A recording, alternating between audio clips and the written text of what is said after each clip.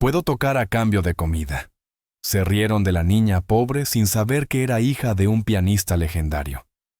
Aquella noche, en una mansión iluminada por lámparas de cristal, un millonario conocido por su pasión por la música había reunido a políticos, empresarios y artistas. Mientras las copas de vino se alzaban en brindis y las risas resonaban, una niña de unos 8 años se mantenía en silencio, escondida tras la puerta del salón. Había entrado de la mano de su madre, una camarera que había implorado a su jefe que le permitiera llevar a su hija, porque no tenía con quién dejarla. Nadie esperaba que aquella pequeña, con la ropa sencilla y los ojos cargados de hambre, cambiaría el rumbo de esa velada. Mientras los invitados degustaban canapés y charlaban de negocios, la niña se mantenía apartada, observando con fascinación el gran piano de cola que reinaba en el centro del salón. No apartaba la mirada, como si ese instrumento le hablara en silencio. Su estómago rugía y, aunque trataba de ignorar el hambre, los aromas de la comida la rodeaban cruelmente. Su madre, con una bandeja en la mano, la miraba de reojo, deseando poder darle algo, pero estaba atrapada entre la presión del trabajo y el miedo de perder su empleo. La niña entonces respiró profundo, y con una valentía inesperada, caminó entre la multitud hasta detenerse frente al piano. El dueño de la mansión, don Esteban Aranguren, un hombre de cabello gris que disfrutaba mostrando su habilidad en las teclas, la observó con desconcierto. Los murmullos comenzaron entre los invitados, que veían aquella escena como una interrupción grotesca de la elegancia de la noche. La niña, con voz baja pero firme, preguntó: ¿Puedo tocar a cambio de comida? El salón estalló en carcajadas, y algunos comentaron con ironía que la pequeña buscaba ser protagonista de un circo. Su madre, Lucía, avergonzada y con los ojos llenos de lágrimas, intentó acercarse para detenerla, pero el millonario levantó la mano intrigado. El hombre, que había aprendido a desconfiar de las apariencias pero que también disfrutaba de humillar a quien se atrevía a desafiarlo, sonrió de manera burlona y dijo: ¿Tocar a cambio de comida? Aquí no regalamos nada, niña. Pero si logras sorprenderme, si realmente haces que me quede sin palabras, no solo tendrás comida, serás mi hija. Las risas se intensificaron entre los invitados, que pensaban que aquello era una broma cruel. La niña, Clara, lo miró sin parpadear, con una seriedad que descolocó a todos, como si no hubiera entendido la burla o como si simplemente no le importara. Ella subió al banco del piano y, aunque sus pies apenas tocaban el suelo, colocó las manos sobre las teclas con una seguridad que contrastaba con su corta edad. Hubo un silencio breve, incómodo, que hizo que el aire pareciera más pesado. Los invitados se inclinaban hacia adelante, algunos esperando un desastre que les diera motivo para reírse aún más. Don Esteban cruzó los brazos, confiado en que sería solo un juego pasajero, pero en los ojos de la niña había algo que ninguno de ellos entendía. Una determinación nacida de la necesidad, del hambre y de un pasado oculto. Lucía, con el corazón acelerado, intentaba contener las lágrimas. Quería gritarle que bajara, que no arriesgara más humillación, pero algo en su interior la detuvo. Recordó las noches en que su difunto esposo, Tomás, pianista de alma, colocaba a la niña en su regazo y la guiaba suavemente sobre esas mismas teclas en un viejo teclado que apenas funcionaba. Recordó la promesa que él le había hecho. Aunque yo no esté, ella seguirá escuchando la música. Ese recuerdo la hizo temblar, porque sabía que en ese momento su hija estaba a punto de enfrentarse al juicio de un público cruel. Los murmullos se transformaron en cuchicheos venenosos. Una de las invitadas murmuró: «Esto es ridículo, saquen a esa niña». Otro hombre comentó: «Seguro apenas sabe un par de notas». El millonario, saboreando la expectación, se inclinó hacia atrás y dijo en voz alta: «Vamos, niña, muéstranos lo que tienes». El ambiente se tensó como si el tiempo se hubiera detenido.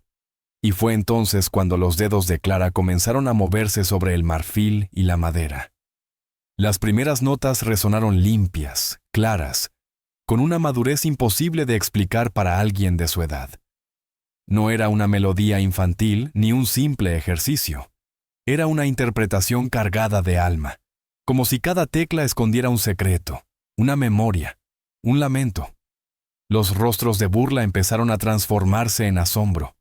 Don Esteban, que al principio reía, comenzó a enderezarse en su asiento, incapaz de apartar la vista. Algo en esa música le resultaba familiar, como un eco del pasado que nunca había podido olvidar. Y en ese instante, comprendió que aquello no era un simple capricho de una niña hambrienta. La música crecía en intensidad, y cada nota era como una revelación. El silencio absoluto del salón se mezclaba con el temblor de algunos labios, que no encontraban palabras para describir lo que escuchaban. Lucía, de pie en un rincón, se tapaba la boca con las manos entre orgullo y miedo. Sabía que aquella pieza no era casualidad, era una herencia, un legado que su hija había guardado como un tesoro secreto. Don Esteban se inclinó hacia adelante, con los ojos abiertos como si hubiera visto un fantasma. Reconoció cada acorde, cada pausa. Esa melodía la había escuchado décadas atrás, interpretada por un pianista legendario que marcó su juventud y le enseñó a amar la música. Pero aquel hombre había muerto tiempo atrás. ¿Cómo era posible que una niña desconocida, pobre y hambrienta, tocara de la misma manera, con la misma pasión? El corazón del millonario comenzó a latir con fuerza, porque intuía que lo que estaba viendo y escuchando no era una simple coincidencia, y la respuesta estaba a punto de romperle el alma. Don Esteban apenas podía respirar. El eco de la melodía lo había transportado a otro tiempo, donde un hombre al que admiraba como a un dios del piano lo había dejado sin aliento con esas mismas notas. La memoria lo golpeó con la fuerza de un trueno. Aquel pianista le había dicho una noche entre copas que lo único que temía era que su hija quedara sola en el mundo. Ahora, viendo a esa pequeña frente a él, comprendía lo imposible. Estaba escuchando la misma pasión, la misma técnica, la misma herencia. Sus manos comenzaron a temblar, y las risas de los invitados desaparecieron, sustituidas por un silencio reverente. Clara, ajena a lo que ocurría en los corazones de los presentes, siguió tocando con los ojos cerrados, como si el piano la guiara. Sus dedos frágiles y seguros acariciaban las teclas con un respeto sagrado. Al terminar, levantó la mirada y la dirigió directamente al millonario. Sus ojos brillaban, no con lágrimas, sino con la dignidad de alguien que sabe lo que vale, aun cuando el mundo entero le da la espalda. Lucía ya no podía contener más, y las lágrimas corrían libres por sus mejillas. Don Esteban se levantó de golpe, tan rápido que la copa de vino cayó y se rompió contra el suelo. Nadie se atrevió a moverse ni a hablar. Con pasos lentos, se acercó al piano y, frente a la niña, con la voz quebrada dijo: «¿Dónde aprendiste a tocar así?». La niña lo miró sin miedo y respondió: «Mi papá me enseñó antes de morir.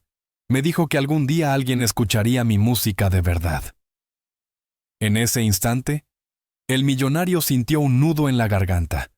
El nombre del padre de la niña brotó de su memoria como un susurro que había estado guardando durante años. Lucía, con la bandeja en la mano y temblando de vergüenza, finalmente habló. «Él era mi esposo. Murió hace años, sin dejar nada más que sus partituras y el sueño de que su hija siguiera sus pasos. Ella toca cada noche en silencio en un teclado roto, porque es lo único que nos queda de él». Un murmullo de sorpresa se apoderó del salón, y muchos bajaron la mirada avergonzados por haberse burlado minutos antes. El millonario cerró los ojos y tragó saliva, porque lo que había escuchado en esa niña era exactamente lo que había escuchado del legendario Tomás, la voz del alma. Entonces, con un gesto que nadie esperaba, se arrodilló frente a la pequeña, tomó sus manos y le dijo con solemnidad: «Tú no solo me sorprendiste, niña, tú me devolviste algo que creí perdido. No cumplir mi palabra sería traicionar todo lo que soy. Desde hoy, eres mi hija». El salón entero estalló en un aplauso espontáneo, no de cortesía, sino de respeto. Clara abrió los ojos con asombro, mientras Lucía, incapaz de sostenerse, Dejó caer la bandeja y cubrió su rostro con ambas manos, temblando entre incredulidad y alivio. Los invitados, que antes se habían reído, ahora se acercaban con miradas llenas de vergüenza y algunos incluso pedían disculpas.